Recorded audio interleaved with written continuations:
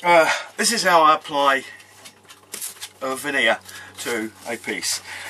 First, get a nice edge done on your veneer. Now, I use a straight edge and I go down with a knife and I take maybe 5 or 6 passes to cut this piece off. Very, very light pressure to start with.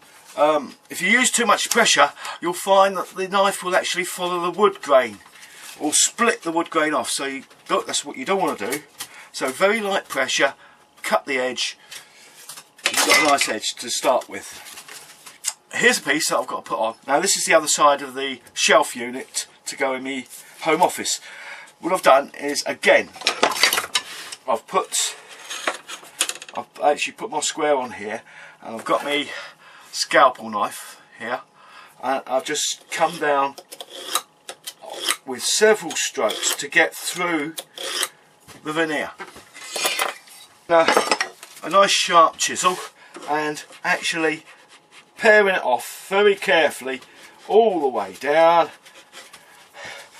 When you've got most of it off, use the back of the chisel and scrape the part several times to get rid of any glue that's been left on there.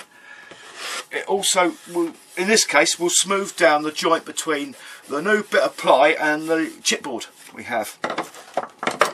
So when glued that on, there would have been glue spurted out here, so it needs to be cleaned off so you've got a nice flat surface. Give it a sand so you know that that is right down there. Okay, right. Next thing is you use glue and you spread the glue all over this part. Okay. First, having checked that you've got a good line. Now I haven't in this one. I've done it deliberately so I could show you in this video how I do little mistakes.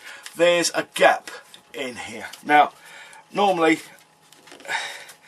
I wouldn't have that gap. I would recut it and then put it back over again if I could, but sometimes you can't do that, so I'm going to show you how to fix this small gap. Actually, I've done it deliberately, so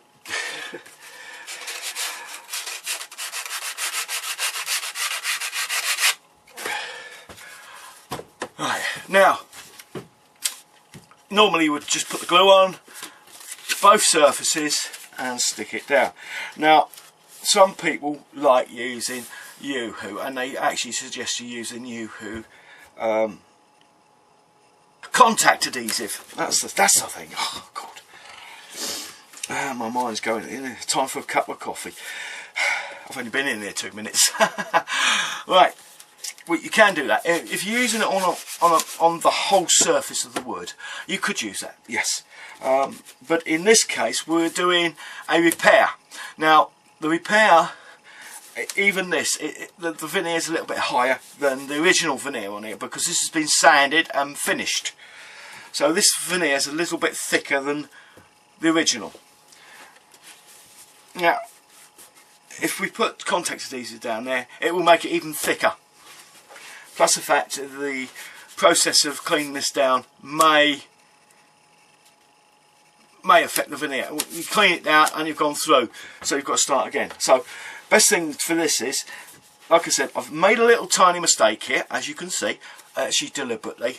I sanded a little bit off so you can see there's a white gap now down here.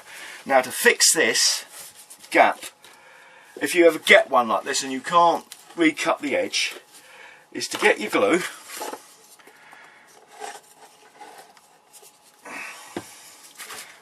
start smoothing it over here. Now have your stuff all ready to use when you're doing this before you start gluing. I have a generous amount of glue because you're going into thin veneer and it will soak the glue up very fast. Make sure you get it over the whole bit you need to glue down.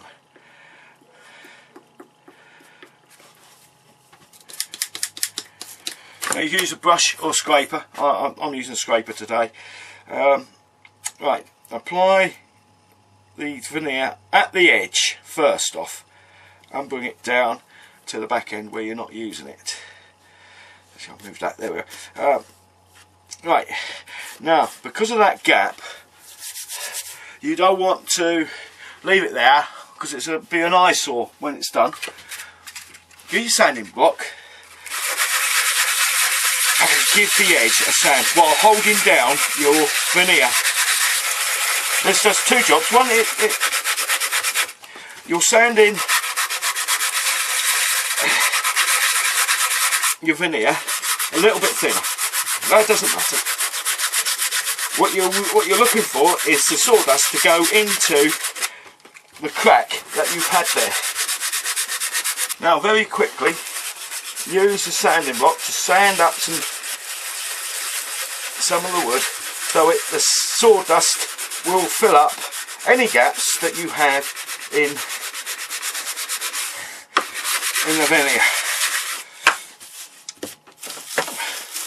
And wipe that in there, make sure you get it all in there. Now I use a piece of plastic over the top.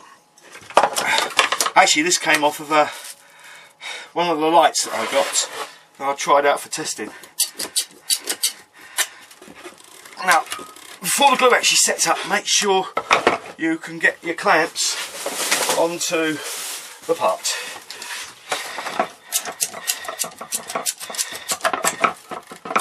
And clamp it down really tight.